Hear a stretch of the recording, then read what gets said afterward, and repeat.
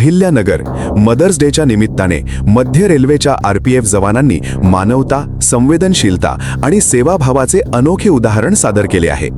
Operation मातृशक्ती अंतर्गत RPF जवानांनी प्रसूती वेदना सुरू झालेल्या गर्भवती महिलेची तातडीने मदत करत तिचे आणि नवजात बाळाचे प्राण वाचवले।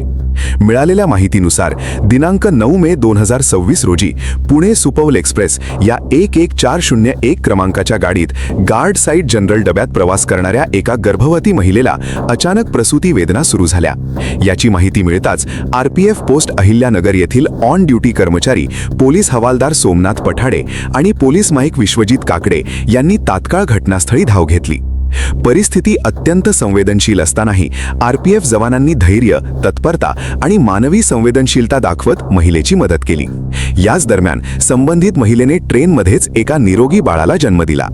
त्यानंतर आरपीएफ जवानांनी आई आणि नवजात बाळाला सुरक्षितपणे डब्याबाहेर काढत स्टेशन प्रशासनाच्या मदतीने तातडीने 108 रुग्णवाहिका सेवा उपलब्ध करून दिली।